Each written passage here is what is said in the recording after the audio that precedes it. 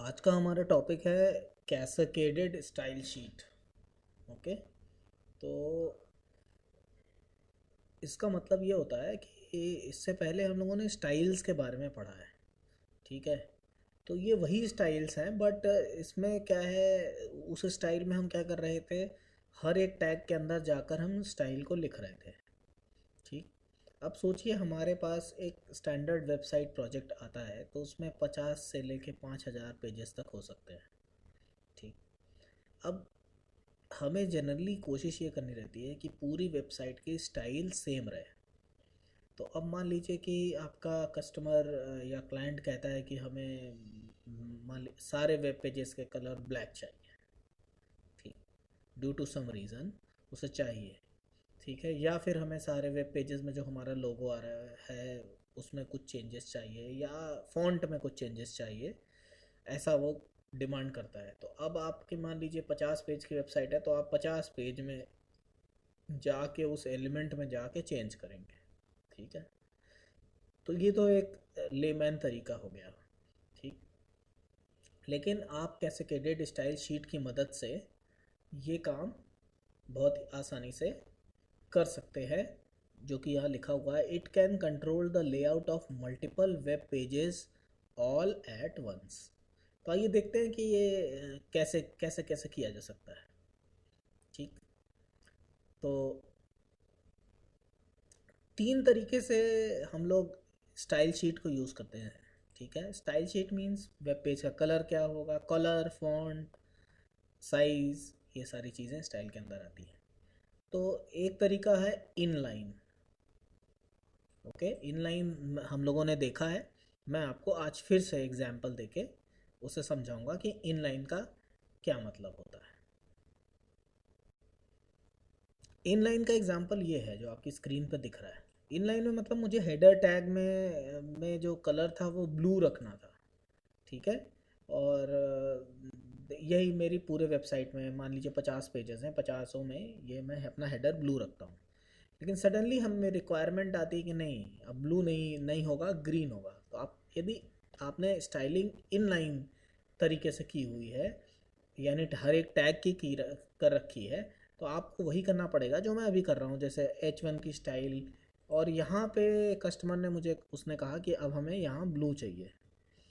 तो इस तरीके से मैं एक पेज में करूँगा और एक पेज में चेंज हुआ, और इसी तरह मैं 50 बार करूँगा, 50 अलग अलग वेब पेजेस में जाकर। ठीक। तो ये एक इशू है जो इनलाइन में हमें फेस करना पड़ता है। ठीक है। चलिए दूसरा तरीका देखते हैं, कोई इससे इफ़ेक्टिव तरीका हो। है। दूसरा जो तरीका है वो ये कहता है कि आप हर एक टैग में जाकर चेंजेस ना करें, बल्कि जो भी स्टाइल है टैग की उसे एक जगह पे लिख दें, और फिर वो और उसको वेब पेज के अंदर लिख दें। तो ये जो इसे लिखा जाता है स्टाइल टैग के अंदर, देखिए ये स्टाइल से शुरू हो रहा है। ओके। और इसको थोड़ा सा इधर कर देता हूँ ताकि आपको दिखे। और इसमें और स्टाइल से एंड हो रहा है, और इसको लिखा जाता है हेड के अंदर। ओके। हेड जो मैंने आपको बताया था हेड टैग का क्या यूज़ है। टाइटल तो दिखाई दे रहा था, हेड टैग का उस समय यूज़ नहीं समझ में आ रहा था। तो इस तरीके की स्टाइल्स, स्क्रिप्ट्स, ये सारी चीज़ें हेड में लिखी जाती है। तो अब मैंने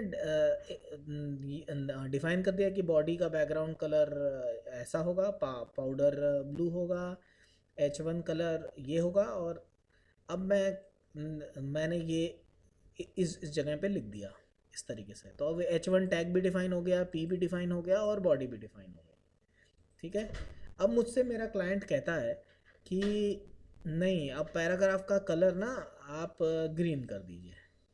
तो मैं क्या करूँगा, मैं स्टाइल में चेंजेस कर दूँगा। ठीक है।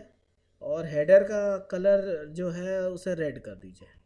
एक जगह मैं करूँगा, रन करा के एक वेब पेज में देखूँगा, उसके बाद ये जो स्टाइल टैग है इसे करूँगा कॉपी, कॉपी, और उठा कर एग्जैक्टली इसे कॉपी पेस्ट कर दूंगा। मुझे हर एक इंडिविजुअल एलिमेंट पर जाने की ज़रूरत नहीं होगी।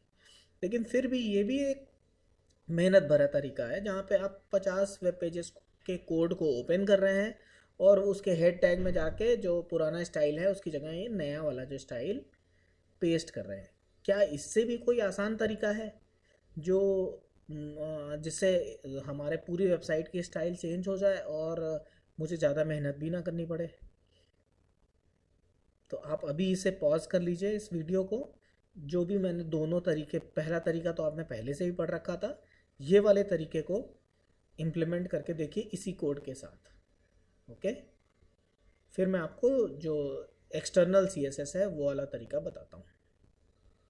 आइए अगले तरीके की तरफ चलते हैं। ठीक है, अगले तरीके में ये है कि हम जो वेब पेज के अंदर हम स्टाइल को लिख रहे थे, हमने सोचा कि जब हमें चेंज करना है और बार बार कॉपी पेस्ट करना है तो क्यों ना हम उस स्टाइल को किसी और फाइल में लिख दें।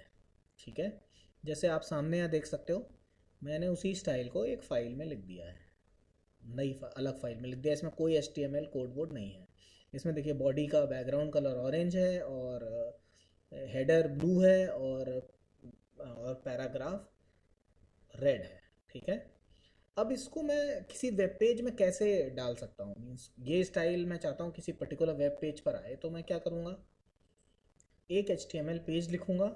हेड में जहाँ पे मैं अभी तक स्टाइल को ले जाके कॉपी पेस्ट कर रहा था, अब इस कोड का यूज़ करूँगा। ओके, लिंक वाले कोड का यूज़ करूँगा। Okay, link REL equal to style sheet और HREF में उस जहाँ जिस भी फाइल में आपने स्टाइल का नाम लिखा है वो।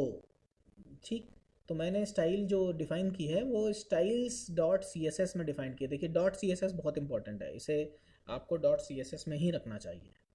ओके, और आइए देखते हैं, मैं आपको वो फ़ोल्डर दिखाता हूँ। ये दोनों एक ही फ़ोल्डर में होने भी चाहिए। देखिए ये तो सी एस एस वो H T M L file है। ओके, और ये जो स्टाइल्स करके दिख रहा है, ये मेरी ये वाली फ़ाइल है। ओके, जो मैंने अलग से स्टाइल डिफ़ाइन की है। तो आइए इसका इसका आउटपुट देखते हैं।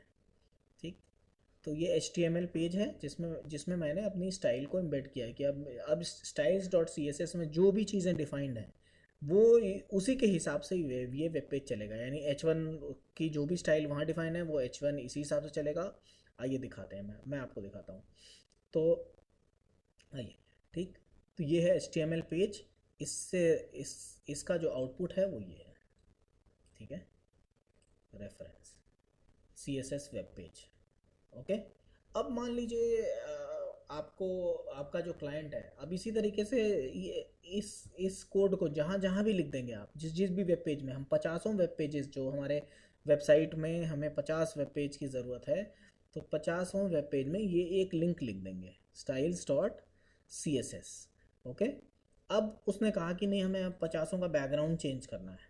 ओके, तो अब आप देखिए मैं यहाँ पे बैकग्राउंड बदल रहा हूँ। ठीक है, इसका इसका जो बैकग्राउंड है वो पाउडर ब्लू कर दे रहा हूँ। ओके, पाउडर ब्लू के बाद इसको सेव करना है। सेव करना बहुत ज़रूरी है ताकि चेंजेस रिफ्लेक्ट हो। अभी देखिए ये पुराना ही ले रहा है, मैं रिफ़्रेश करता हूँ, मेरा CSS चेंज हुआ और मेरा ये वेब पेज चेंज हो गया। मुझे वेब पेज के अंदर जाके कुछ भी लिखने की ज़रूरत नहीं पड़ी। जैसे हेडर ये ब्लू था, ठीक है, इसको मैं कर देता हूँ रेड। ओके, फिर से सेव कर देता हूँ और मैं HTML पेज में कोई चेंजेस नहीं कर रहा। ये देखिए यहाँ पे हेडर रेड हो गया। यानी आपको सिर्फ स्टाइल चेंज करनी है और आपका, इसको मैं ब्लू कर देता हूँ, PLUE। ठीक है, और फिर से देखते हैं। यानी स्टाइल में अब चेंज करना हो गया बहुत ही आसान। एक फ़ाइल में चेंज कीजिए, 50 फाइल जहाँ जिसका भी लिंक उसमें लिखा हुआ है, ये इस तरीके से लिंक टैग के का यूज़ करके उन सभी वेब पेजेस में ये चेंज हो जाएगा। इम्पॉर्टेंट बात, जिस फोल्डर में आपका HTML पेज है उसी फोल्डर में स्टाइल होना चाहिए। ठीक है, एक दूसरा तरीका है, आप किसी रिमोट स्टाइल को भी ले सकते हैं।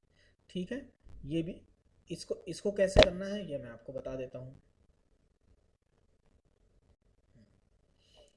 इसके लिए कुछ नहीं करना है। मान लीजिए कि आपकी एक स्टाइल किसी किसी वेब पेज की स्टाइल से आपको इंपोर्ट करना है, तो आप उस वेब पेज का URL यहाँ पे लिख सकते हैं। अभी तक मैं styles.css केवल लिख रहा था, जो कि मैं ऐसे लिख रहा था। ठीक है, अब मैं यहाँ पे सीधे वो ये जो पूरा जो लिंक है, इसे मैं इंपोर्ट कर सकता हूँ। ये उस सिचुएशन के लिए यूज़फुल होती है जहाँ पे आपने एक वेबसाइट के लिए स्टाइल्स डिफ़ाइन कर रखी हैं, और आप वहीं रिमोटली इसे चेंज कर देना चाहते हैं, यानी आपका डेवलपर रिमोट लोकेशन पर है, वो तो स्टाइल CSS वो अपने पास होस्ट कर लेता है और वो उसे चेंज कर सकता है। ठीक है, तो आप URL की जगह इसे पेस्ट कर देंगे। ठीक, तो आपका काम बन जाएगा। तो कुल मिला के हम लोगों ने पढ़ा ये कि यदि आप एक्सटर्नल स्टाइल्स का यूज़ करेंगे तो आपको केवल स्टाइल शीट में चेंज करना है, और जहाँ जहाँ भी उस स्टाइल शीट का यूज़ हुआ है वो ऑटोमेटिकली वो चेंजेस को रिफ़्रेश करते ही एक्सेप्ट कर लेगा। तो आज आप लोगों को यही प्रैक्टिस करनी है। ठीक है, स्टाइल शीट्स के और भी तरीके हैं, और भी डिफरेंट डिफरेंट स्टाइलिंग करनी है आपको। स्टाइलिंग के लिए मैं एक वेब पेज का लिंक भी दे दूंगा आपको, उसमें से देख देख कर आपको आज आज इस एक्सपेरिमेंट्स को ट्राई करना है अलग अलग स्टाइल करके। ठीक है, तो आज के लिए इतना ही।